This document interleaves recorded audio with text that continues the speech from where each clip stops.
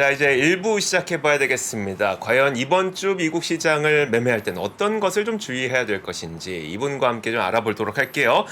자, 이상원 선임 나오셨습니다. 어서 오세요. 예, 안녕하십니까. 네, 안녕하세요. 보통 주말에 네, 뭐 하세요? 주말에 일반적으로 그냥 집에서 해 보는 거죠. 지난주엔 뭐 하셨어요? 지난 주말에는? 지난 주말에는 애들 저기 공부하는데 도서관 데려다 주고 우와. 데려오고 뭐 그런 거죠. 똑같아요. 월급쟁이 아저씨죠. 방송용 아니에요? 방송용이었으면 좋겠어요. 저도 놀러도 좀. 와, 저는 옷 사러 갔다 왔는데 나 되게 이상해 보인다.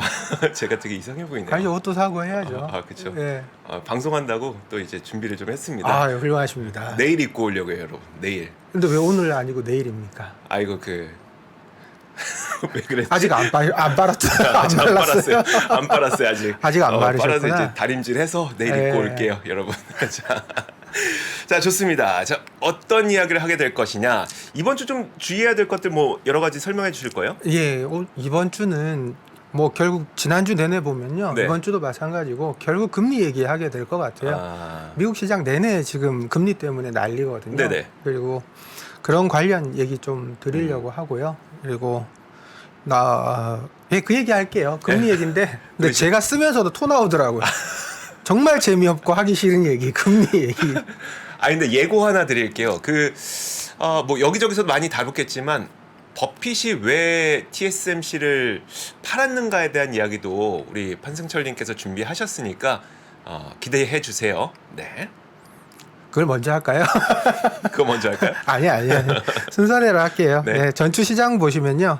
금요일 미국 주요 지수 하락 마감했습니다. 채권 금리 상승하고 달러 상승의 기술주 중심으로 하락 출발했다가 장 후반 금리가 안정되면서 낙폭을 축소했는데요. 연준 총재들이 많은 얘기를 했어요. 블러드 연은 총재, 그다음에 메스터 연은 총재가 각각 50bp 인상을 지지한다라는 얘기가 나오면서 시장이 충격을 받았죠. 네네. 25bp 정도만 돼도 그래도 받아들일 수 있는데 50bp, 75bp 옛날의 악몽이 다시 떠오르는 거죠. 그래서 시장이 좀 충격이 있었습니다. 근데 블러드나 메스터나 둘 다 원래 좀 매파적인 그렇죠. 인물들이잖아요. 원래 매파적인 인물들이었고요. 제가 굉장히 좋아했던 사람들입니다. 그래요? 어차피 고생할 건 빨리 하고 치우자. 이게 제 생각이거든요. 네네네. 굉장히 빨리 하기는 했는데, 근데 지금부터는 네. 이분들 말씀이 좀 힘들 것 좀 같긴 해요. 불편해지죠. 저도 네. 불편해질 것 같습니다. 네, 그러니까요. 사실 블러드의 경우에는 전 되게 변화무쌍한 사람이라고 생각을 해요. 네. 사실 완화 기조 때까지만 해도 블러드는 비둘기파였었어요. 사실 저는 이제 비공식적으로 사람들하고 얘기할 때 블러드는 박쥐파다. 그러니까 이게 나쁜 의미가 아니라, 왜냐면 완화해야 될 때는 완화를 주장하고 긴축해야 될 때는 긴축을 주장하는 사람이 사실 블러드였거든요. 근데 시장이 만약에 긴축을 해야 되는데 완화를 주장하고 있다거나 완화를 해야 되는데 긴축을 주장한다거나 그러면 안 되잖아요. 맞습니다. 사실 저는 그냥 요즘은 좀 불편하긴 하지만 그렇죠. 그러면 지금은 진짜 50bp가 인상이 돼야 되나라는 좀 생각을 갖고 있긴 해요. 근데 최소한 연은이 네. 하는 목표를 생각하면 네네. 어쨌든 물가를 잡는 게 최우선 목표거든요. 말씀하신 대로 블러드가 그런 일을 했죠. 비둘기적이었다가 데이터 보고 이거 빨리 금리 올려야 네네. 된다라는 얘기를 했었고 강하게 주장했고 그 얘기가 맞았던 거죠. 그 전까지만 해도 블러드가 이 얘기하기 전에는 시장에서 그래도 일시적이지 않을까라는 의견이 강했거든요. 네. 근데 시간이 지나면서 계속 매월 CPI가 발표되면서 보니까 블러드 말이 맞았던 거죠. 그러니까 서둘러서 막 올렸고 블러드는 과거 경험을 이렇게 살펴보면 더 빠른 속도로 더 급격하게 올려야 된다라는 주장을 계속해왔던 거고 결국 그 말이 맞았죠. 근데 블러드 총재가 뭐 7% 얘기도 심할 때는 하기는 했지만, 근데 이분 평균적으로 보면 6%에 뭐 5.5에서 6% 정도 얘기를 많이 했었거든요. 실제로 아마 그 정도가 최종 금리가 되지 않을까라고 저도 생각을 하거든요. 5.5 정도까지 지금 얘기가 나왔으니까 네네. 기준 금리가 5.5가 되든지 5.25가 되든지 그 선에서 한 6개월에서 8개월 정도 더 유지하지 않을까라는 생각을 하거든요. 네. 저도 뭐 소프트 랜딩 할 거라고 기도를 하지만 네네. 역사상 한 번도 그랬던 적은 없거든요. 네. 반드시 약한 침체가 오든 강한 침체가 오든 침체가 오긴 옵니다. 아. 과연 그때까지 이 연준에서 경제를 얼마나 잘 조율을 할 거냐 이게 중요한 내용인 것 같아요. 요즘에 아이비들도 생각이 좀 바뀌고 있죠. 예, 아이비들 의견도 많이 네. 매파적으로 바뀌고 있습니다. 네. 예, 지금 뭐 골드만삭스 같은 경우하고 네. 이제 뱅크 오브 아메리카 같은 경우가 많이 바뀌었어요. 원래는 2번 금리 인상에서 3번 금리 인상으로 바뀌었고요. 최종 금리는 5.5다라는 얘기를 했고, 특히 이제 뱅크 오브 아메리카 같은 경우는 3월 0.5% 인상 가능성이 높다라는 얘기까지 나왔었거든요. 네네. 골드만삭스나 뱅크 오브 아메리카는 그동안 계속 시장이 의외로 괜찮을 거다, 소프트 랜딩 할 거다라는 주장을 계속 해왔던 하우스들이고, 이 하우스들의 의견이 지금까지는 저는 잘 맞았다고 생각을 해요. 왜냐하면 지금도 마찬가지겠지만 당시에도 소수 의견이었거든요. 네. 근데 주식 시장에서는 가만 보시면 소수 의견이 소중한 경우가 더 많습니다. 그래요? 예. 블러드도 소수 의견이었죠. 근데 결과적으로 그건 말이 맞았죠. 네네. 왜냐하면 다수가 한 방향으로 쏠리면 반대의 결과가 나타나는 경우가 종종 있습니다. 네네. 그래서 시장에서 통계적으로 패테일하다고 그러잖아요. 네네네. 의외의 결과가 많이 나타난다는 거죠. 그래서 지금 저는 이분들 의견이 이쪽까지도 이렇게 변하는 거 보면 뭔가 좀 변화가 있겠구나라는 생각은 드는데요. 근데 지금 1월, 2월 달 나스닥 기준으로 20% 이상 상승이 나왔었잖아요. 네네. 물론 지난주에 이제 목금 조정이 조금 있었습니다. 좀 많이 있었죠, 기술주들은. 네. 시장은 조금 있었지만 기술주들은 많이 있었는데 그게 정상적인 것 같고요. 근데 결국은 그게 다 금리 때문이니까 금리가 결국 채권 금리를 움직이고 환율을 움직이고 하다 보니까 시장 전체적으로 움직이게 그러면 되는. 시장 전체가 좀 크게 떨어질 가능성에 대해서는 어떻게 보세요? 좀 가능성 낮다고 보세요? 저는 낮다고 봐요, 아직도. 아. 이게 폭락의 가능성, 물론 이제 섹터별로는 그쵸, 이미 네. 많이 변했습니다. 네. 기술주들은 뭐 하락폭이 20% 이상 나오고 있으니까 많이 하락한 거 맞고요. 근데 특이한 점들도 있어요. 네. 그러니까 아까 전 페이지를 다시 보면 이제 일간으로 놓고 보면 기존에는 금리에 민감한 섹터들이 급격하게 하락하고 금리에 둔감한 섹터들이 급격하게 올랐었거든요. 네. 근데 보시면 컨슈머 디펜시브하고 헬스케어가 하루에 1% 가까이 상승한 거 맞아요. 네. 유틸리티도 1% 상승한 거 맞고. 그리고 보시면 특이한 게 이제 경기 소비재나 부동산이나 뭐 이런 쪽이 생각보다 그렇게 많이 빠지진 않았어요. 커뮤니케이션 서비스도 0.65 그렇게 많이 빠지진 않았거든요. 네네. 근데 특이한 건 에너지예요. 에너지가 3% 하락했거든요. 이건 굉장히 특수한 케이스입니다. 인플레가 발생하면 네. 에너지주가 반드시 오르거든요. 그렇죠. 특히 원유 관련돼 있는 회사들이 오르는데 네. 얘는 빠졌거든요. 시장 지금 하락 이 내러티브가 물가 상승이거든요. 네. 근데 기름 가격이 하락했다. 에너지 섹터가 하락했다라는 거는 저는 이전하고 조금 다른 뭔가 모양이 있다라고 보는 거고요. 시장의 색깔이 바뀌었다. 예, 약간씩 바뀌어가고 있다는 거죠. 주간 단위로 보면 더 뚜렷하게 보여요. 컨슈머 시클리컬이 1.71. 단적으로 어제 테슬라 혼자 올랐죠. 네네. 네. 그게 가장 큰 거고 같이 컨슈머 디펜시브가 1.38이 올랐습니다. 주간으로 보면. 네네. 제가 지난주에 나왔을 때랑 지지난주에 나왔을 때 소개해드렸던 전략 중에 하나가 바벨 전략이었거든요. 그랬죠. 네. 시클리컬, 그러니까 시클리컬은 사실 아니었어요. 네네. 시클리컬이 아니고 디펜시브하고 네. 뭔가 기술주 테크주 중에 자신 있는 거 네. 이렇게 섞는 게 좋을 것 같다라고 말씀을 드렸는데 그런 형태가 나타나는 거죠. 그러니까 시장이 S&P 500 같은 경우는 급락하기가 쉽지 않은 구조로 바뀌고 있다. 조정이 있어도 얕은 조정에 그칠 수 있다. 네. 당연히 조정은 있습니다. 금리가 움직이면. 근데 네네. 이전 같은 폭락이 나타나기는 쉽지 않은 구조로 간다라는 생각을 가지고 있고요. 종목별로 빠지니까 사실 그렇죠. 지수가 그렇게 크게 움직이진 않겠지만. 그렇죠.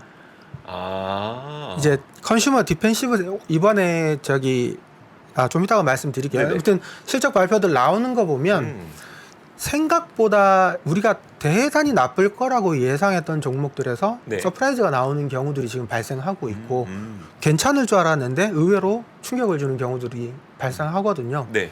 그러면 이제 제가 볼 때는 종목 장세로 넘어가는 상황인 거지 한쪽으로 일방적으로 터지기에는 금리가 이미 너무 높게 올랐다. 그럼 시장이 지금은 적응했다는 거죠. 지금은 위로 보든 아래로 보든 지수 플레이는 큰 의미가 없겠네요. 근데 그게 지수만 가지고 이제 트레이딩하는 사람들 입장에서는 네네. 말씀하신 게 맞고요.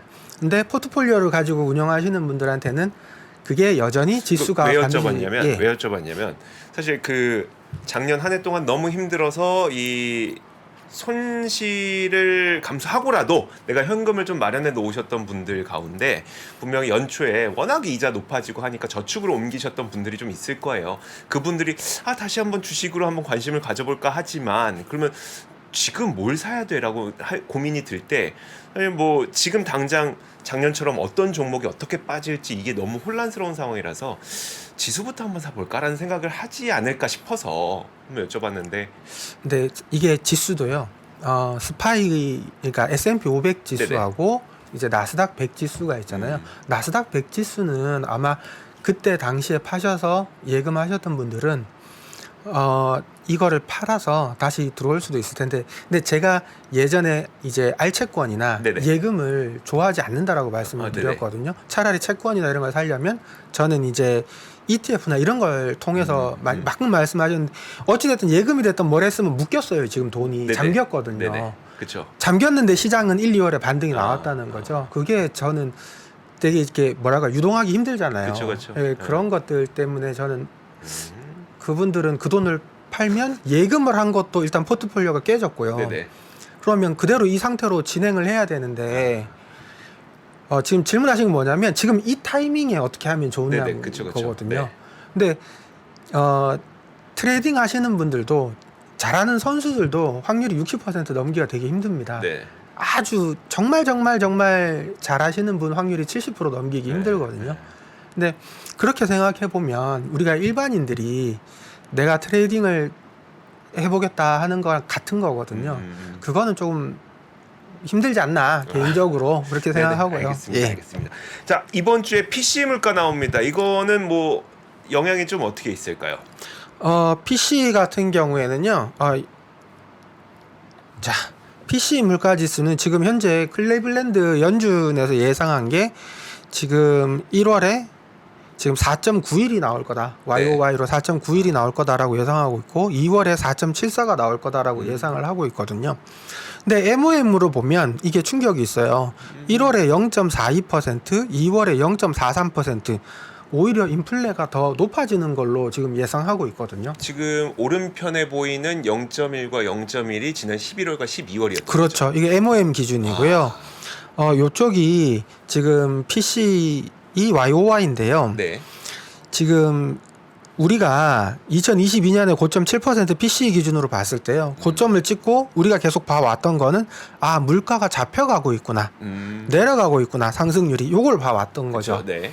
근데 지금 MOM으로 봐도 지금 내려가고 있구나 해서 0.1, 0.1에서 여기서 또 0.1이거나 잘하면 마이너스나 제로가 나올 수도 있겠다라는 기대가 있었는데 네. 예상과 지금 다른 거죠. MOM으로 0.42 이름 오른 거잖아요. 그러면 시장이 금리를 화들짝 놀래서 조정할 수밖에 없는 상황이 되는 네네. 거죠. 지금 데이터 디펜던스 한다고 하니까 그러면 1월에 0.42, 2월에 0.43이 나오면 다시 인플레가 싹이 트는 이런 모양이 되거든요. 근데 시장이 되게 놀랄 수밖에 없겠죠. 네. 저도 사실 이것 때문에 좀 부담스러웠어요. 근데 시장이 왜 이게 지금 이제 CPI 발표하고 지난주 난리가 났었냐면 외관으로 보기에는 멀쩡해 보입니다. 보시면 인플레이션이 6.5에서 6.4로 예상 6.2보다는 높았지만 네. 사실은 6.5보다는 낮은 거였거든요. 네. 예상보다 못했지만 나은데요. 문제가 뭐냐면 일단 연준의 목표치 2%에 비해서는 여전히 3배 이상 높은 수치인데 네. 이거를 한 번에 떨어뜨릴 수 있을까라는 의문이 드는 거고요. 네네. 올해 지금 시장 예상으로는 6월에서 7월까지면 떨어질 걸로 예상하는 사람들도 많거든요. 네. 4까지 떨어진다는 예상까지도 나와요. 근데 연준은 서비스와 주택에 대한 상승을 계속 지적하거든요. 근데 대표적으로 지금 서비스가요. 이제 미국 이제 지표들 발표나는 거 보면 서비스업은 굉장히 좋아요. 리오프닝 효과가 나타나는 거죠. 서비스는 굉장히 좋은데 주택은 후행 지표잖아요. 실제적으로 주택 가격이 떨어지고 있다라는 건 보이는데 임대료가 떨어지고 있다라는 거는 분명히 보이는데 지표에 반영이 안 되거든요, 이게. 그러다 보니까 이거를 주택을 못 떨어뜨리니까 일단 서비스라도 빨리 좀 떨어뜨리려고 하는 침체를 약간 유도하려고 하는데 쉽지가 않은 거죠. 클리블랜드 연준 예상이 2월 CPI가 지금 6.24거든요. 네. 6.4보다는 낮은데 MOM으로 0.57이에요.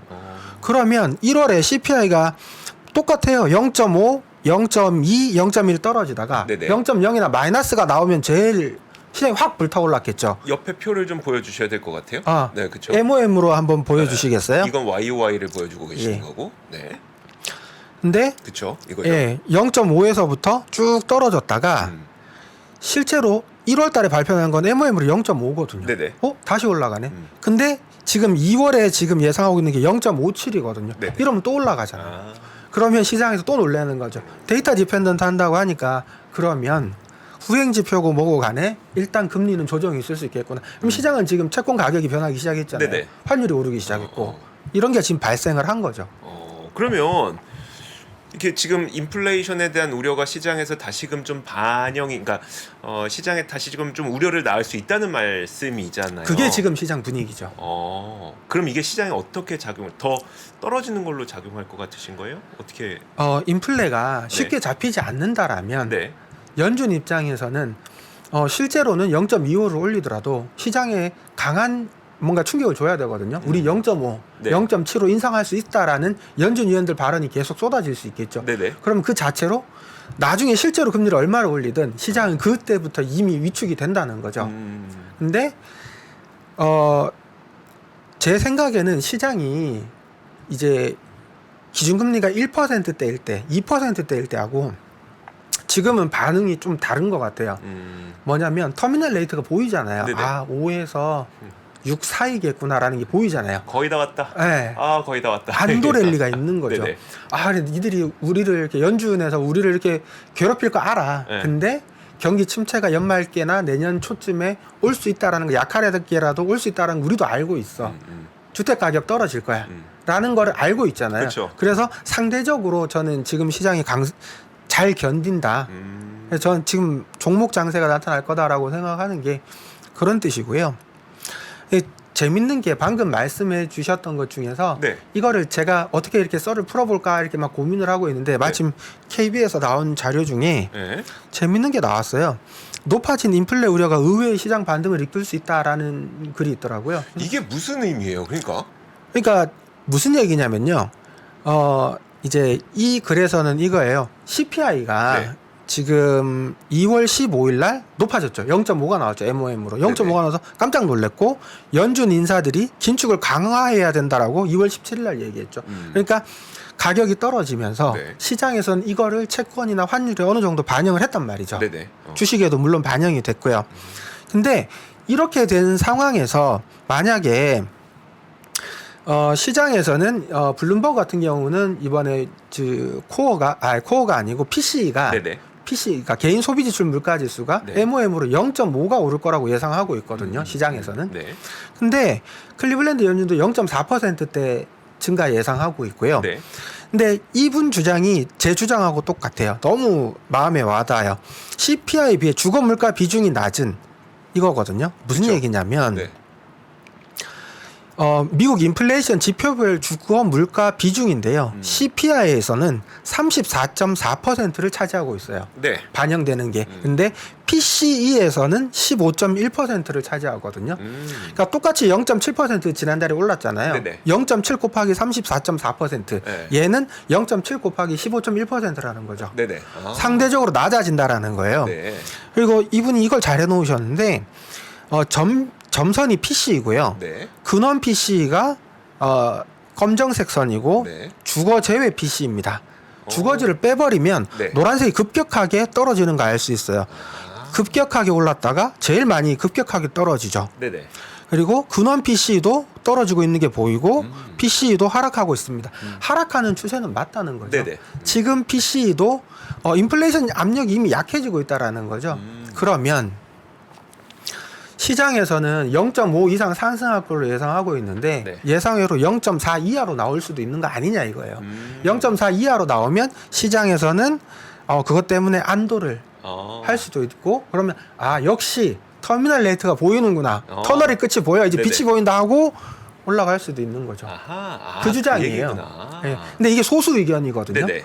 미국 시장 전체랑 네네. 우리나라 시장 전체 애널들 의견을 다 대충 보면요. 네. 80% 이상이 비관적으로 보고 있거든요. 네네. 물가 오른다라는 쪽인데 방금 이 의견은 소수 의견이거든요. 네. 근데 저는 오히려 소수 의견이 아까부터 더 값어치 있다라고 말씀을 드렸잖아요. 네네. 이거는 참고해 볼 만해요. 근데 맨날 소수 의견 따라갔다가 낭패 볼 일이 십상이긴 한데 근데 이런 건 좀 맞는 것 같은데요. 그러네요. 근데 결국은 이제 주택 가격은 사실 좀 느리지만 떨어지리라는 걸 누구나 다 알고 있어. 하지만 이번에는 뭐 안 떨어질 수도 있어서 물가가 좀 높게 나올 수도 있지만 주택 가격을 제외하면 훨씬 더 빨리 떨어져. 그렇기 때문에 PC가 생각보다 시장 예상치보다 시장이 좋을 수 있어. 맞아요. 라는 논리네요. 그렇습니다. 그리고 이게 소수 의견이라고 해서요. 네네. 무척대고 청개구리 소수 의견이 아니고 합리적인 근거를 그러니까. 갖고 있는 네. 소수 의견이잖아요. 그러니까요. 알겠습니다. 그러니까 오히려 이번 PCE 물가 지표가 시장에 긍정적일 수도 있다는. 예, 의외로 높아서 기대가 높기 때문에 기고 효과가 있기 때문에 그쵸. 기저 효과가 발생할 수도 있다라는 내용이니까 제가 그렇게 말을 되길. 제대로 안 한 것 같긴 한데. 아니요, 잘 들었어요. 그렇게 되길. 근데 저도 원래는 PC 물가는요, 네. 사실 별로 안 중요해요. CPI 때 거의 대부분 그렇죠. 합의했잖아요. 이미 다 네. 반영이 됐기 때문에 CPI 내용 보면 퍼센트 쭉 이렇게 맞춰서 보면 어차피 같은 내용이거든요. 그렇기는 한데 그래도 뭐 좀 좋지 않을까라는 생각을 알겠습니다. 해봅니다. 자, 끝내기 앞서서 제가 예고는 했으니까 제 입으로 뱉었으니까 이걸 안 하고 갈 수는 없어요. 워렌 버핏이 왜 TSMC를 던졌는지에 대한 우리 판승철님의 해석은? 자, 볼게요. 자, 지금 항상 제가 이제 썰틴F 나오면 항상 저 스스로를 반성하는 시간을 갖는데요. 지금 제일 많이 산 거는 애플이고요. 그냥 애플이라고 할게요. 그리고 제일 네. 많이 팔린 거는 TSMC입니다. 그리고 은행주들 팔았고요. 그리고 액티비전 블리자드 매도하기 시작했습니다. 그렇죠. 요거는 이해가 돼요. 네. 근데 TSMC를 왜 이렇게 많이 팔았느냐? 네. US 뱅콕 같은 경우도 91% 매도됐고 TSMC도 86%니까 거의 다 매도됐거든요. 네. 차익 실현을 한 거죠, 분명히. 그럼 왜 이렇게 했을까? 이게 왜 중요하냐면요. 네. 반도체가 실적이 안 좋았음에도 개인 투자자들이 많이 사들였던 거는 네. 버핏이 샀기 때문에도 분명히 심리적 효과가 컸거든요. 맞아요. 저 역시 마찬가지고. 근데 보시면 먼거라는 이제 버핏의 영원의 동반자가 이렇게 네네. 얘기를 하죠. 반도체 산업은 매우 독특한 산업이고 본 돈을 모두 재투자해야 되는 산업이다. 난 이 산업이 너무 싫다라고 얘기를 하거든요. 네. 가치 투자자들이 제일 싫어하는 거죠. 네. 주주 소득이 없는 거죠. 주주한테 그쵸. 기속되는 이익이 네네. 없는 거죠. 네. 그래서 보시면요. 그럼 왜 그럴까? 제가 생각할 땐 이래요. 요쪽 끝에 보이는 게 애플이고요. 네. 그리고 가운데가 TSMC. 제일 처음이 엔비디아거든요.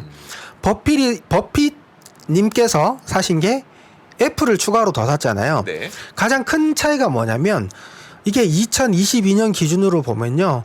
이 위에 게 영업활동 현금 흐름입니다. 그러니까 영업활동 현금 흐름은 영업활동을 해서 내 통장에 꽂힌 돈. 그렇죠. 네.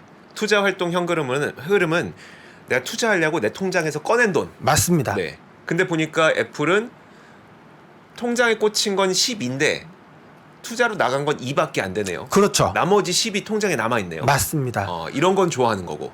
근데 이게 무슨 얘기냐면 영업활동 현금 흐름은 실제로 현금이 나한테 들어온 거잖아요. 네, 그쵸. 근데 투자활동 현금 뭐가 됐든 돈이 나간 거죠. 네. 말씀하신 대로 이 상황이 어떻게까지 유지되냐면 20년에도 80 마이너스 4, 21년에도 104 마이너스 14, 네. 22년에도 122 마이너스 22, 5에서요 10% 15%까지 갈 수 있지만 일반적으로 5에서 10% 사이입니다. 네. 내가 투자에 지출하는 돈이 5에서 10% 사이거든요. 네. 근데 TSMC 보시면 20년에 28을 벌었는데 네. 17을 써야 했고요. 많이 썼다. 그렇죠. 거의 60-70%가 나가야 됩니다. 아니 아무래도 공정 새로 깔고 뭐 5나노에서 3나노 가려고 하면 맞습니다. 또 라인 또 깔아야 되고 또 뭐 또 계속 해야 되고 그러니까 많이 나가죠. 그렇죠. 산업의 특성입니다, 이게. 네네. 그러니까 54일 때 마이너스 40이거든요. 그러니까 남는 게 별로 없다라는 거예요. 엔비디아도 한번 봐주세요. 근데 TSMC까지는 그래도 네. 반도체 계열에서는 상당히 이게 많이 남는 축에 들어가요. 그렇죠. 엔비디아처럼 이게 첨단 산업에 투자하는 곳은요, 우리가 수익을 많이 내는 건 사실인데 네. 영업이익률이 50% 이상 나와도요 힘들어요. 이게 보시면 들쭉날쭉합니다. 20년에는 4, 7, 6일 이게 좋은 게 아니에요. 투자활동 현금으로 원래 마이너스에 맞아요. 네네. 근데 60일이잖아요. 뭔가를 팔았다는 얘기죠. 네네. 뭐 뭔가 무형자산에 대한 뭐 뭔가를 팔았거나 아니면 건물을 필요 없는 걸 팔았거나 뭐 그런 게 있었겠죠. 어찌됐든 21년에 보면 5인데 마이너스 19죠. 20년에 네. 9인데 마이너스 9죠. 네네. 그러니까 들어오는 돈뿐만 아니라 들어오는 돈에다가 대출을 조금 끼워서 투자를 해야 된다는 네네. 거죠. 그러면 버핏 같은 류의 이제 가치 투자자들은 투자자면. 이런 사업을 투자할 수가 없는 거죠. 애플을 버핏이 이거는 그 컨슈머 시클리컬 아니에요. 컨슈머 디펜시브웨어로 얘기할 수 있지만 TSMC 같은 경우는 헷갈리는 거죠. 근데 제 개인적으로 생각으로는 여기다 하나 더 얹으면 네네. 그 버핏의 후계자 2명이 있잖아요. 그쵸, 네. 그분들이 샀을 가능성이 높아요. 그래서 버핏이 산 게 아니라 그분들이 샀고 그분들이 차익 실현을 했지 않았나. 물론 그분들도 장기 투자하시는 그런 거 분들인데 아니에요? 그 한 분이 BHE 사장님이고 또 한 분은 누군지 좀 까먹었는데 아무튼 두 분이 사놓고 이제 13F 봤는데 버핏이랑 뭔가 예끼 이놈들 이거 뭐야 이런 거 아니에요? 그럴 수도 있겠지만 농담입니다 그냥. 정상적인 사고를 가진 사람이 그렇게 하기는 쉽지 않았겠죠. 그러니까 그러지는 않았겠죠. 먼저 허락을 받겠죠. 그랬죠. 선생님 네. 해도 사도 됩니까? 이런 버핏이 조금만 사 이렇게 얘기했겠죠. 그렇겠죠. 네, 가는 봐 이렇게. 근데 어쨌든 이제 가치 투자를 하시는 분 입장에서는 이런 현금 흐름으로는 이런 현금 흐름을 갖고 있는 기업을 투자하기는 좀 맞지 않다. 그렇죠. 라고 보이시는 거죠. 그랬을 가능성이 높는 것 같고요. 제가 굳이 이거를 들고 온 거는 뭐 네. 버핏이 뭐 샀네 팔았네 이걸 사야 돼 이게 아니고요. 네. 이게 반도체 산업의 특성이고 그러면 가치 투자를 하는 사람들은 오케이 뭐 이렇게 알겠어요. 네. 그럼 반도체 투자자인 우리는 어떻게 하느냐? 어떻게 해야 돼요? 삼성전자가 우리나라를 먹여 살린 우리나라는 도대체 어떻게 해야 되느냐? 네. 근데 저는 그렇게 생각해요. 반도체 부분에서도 분명히 투자하고, 그러니까 치킨 게임이라고 그러잖아요. 네. 한동안 자금을 확 끌어당길 때 여기서도 이 안에서도 이제 TSMC하고 삼성전자 같은 경우는 거의 독점의 과점의 형태를 구축을 했고 향후로도 중국이 급성장하지 않는 이상 이쪽 산업이 YMTC가 급성장하지 않는 네네. 이상은 못 따라와요. 네. 과점은 형성된 거거든요. 네네. 네. 그러니까 엔비디아나 AMD 같은 경우도 이미 그 분야에서 과점을 형성하고 있고요. 네. 그러면 이게 좀 밸류에이션이 어렵겠죠. 물론 어렵습니다. 이게 향후 벌어들일 돈이랑 지출할 돈을 가지고 밸류에이션을 해서 뭔가를 도출해낼 수 있다면 충분히 투자해볼 만하지 않을까라는 생각이 있는데 아무튼 지금 현재는 투자 심리가 반도체 쪽에 유리하지는 않다. 버핏이 팔았다는 것만 해도 네. 충격인데 이제 곧 실적 발표가 있죠. 보시면 월마트가 21일 장 전에 실적 발표가 있는데 이제 매출액 예상이 월마트 같은 경우는 159빌리언이거든요. 네. 4.4% 성장하고 EPS는 근데 1.51달러로 1.18% 하락합니다. 네. 이것도 좋지는 않지만 엔비디아 같은 경우는 매출이 6빌리언이거든요. 이러면 매출액이 21% 감소하는 거고 네. 4Q EPS가 0.81달러 그러면 성장률이 마이너스 38%가 나오거든요. 실적이 만만치 않다는 거죠. 이거를 시장에서 이미 반영했다라고 볼 거냐? 네네. 아니면 최근에 반등 이제 챗 GPT 테마로 엔비디아가 많이 올랐기 때문에 실적 발표하면 많이 떨어질 거냐? 이거는 문제가 논란의 소지가 있겠죠. 그렇죠. 네. 근데 최소한 지금 현재 매출이나 EPS가 지금 시장 예상보다는 잘 나와줘야 된다는 겁니다. 지금 최소 마지노선이 6빌리언이고 EPS는 0.81달러인 겁니다. 그래서 이번 실적 발표를 통해서 반도체 업황이라고 보긴 좀 어렵고 그렇죠. 반도체 기업들의 주가의 밸류에이션에 이걸 더 내릴 건지 올릴 건지 좀 약간의 변곡점일 가능성이 있다는 거네요. 그렇죠. 엔비디아가 나오면 아무래도 반도체 맛 전체가 흔들릴 수도 있고 반대로 환호할 수도 있습니다. 항상 이게 실적이 어려운 게 뭐냐면요. 예상보다 잘 나왔는지 하고 컨퍼런스 콜에서 이 사람이 이 회사에서 이 회사 대표가 다음 분기를 어떻게 보느냐 이게 되게 중요하거든요. 안 그래도 이제 챗 GPT 때문에 그 1월 매출에서는 TSMC에서 챗 GPT와 관련된 선주문이 좀 있었다는 기사도 나왔으니까 물론 그건 이제 뭐 12월 결산 실적은 안 들어가겠지만 어쨌든 그런 내용까지 포함돼서 엔비디아 실적이 좀 잘 나와줘야 되겠네요. 무조건 잘 나와줘야 됩니다. 무조건 잘 나와줘야 되겠네. 아우 기도해야 됩니다. 이거 기도매매 하면 안 되는데 자꾸 기도를 하게 돼 요즘에는. 시장이 기도하게 만듭니다. 아 그러니까요. 네. 아유 좀 다 같이 저희도 응원을 하도록 하겠습니다. 자 판승철 이상원 선임 오늘은 여기서 보내드리도록 할게요. 고맙습니다. 네, 감사합니다. 복잡하고 어렵게 느껴지는 재무제표와 용어들. 친절한 투자 멘토 사경인 마스터가 매주 새로운 콘텐츠로 알기 쉽게 설명해드립니다. 재무제표 분석과 포트폴리오 구성, 뭐 양대 재무제표라고 그러면 대차대조표랑 손익계산서가 있거든요. 매수 매도 방법, 이때 사는 게 좋겠네. 이렇게 살면 좋겠다. 근데 이렇게 살려면 뭘 해야 되냐면요. 나머지 3분의 1은 놔둬봅니다. 어디까지 가는지. 실전 투자 팁까지 알려드립니다. 오직 3프로 멤버십에서만 만나실 수 있습니다.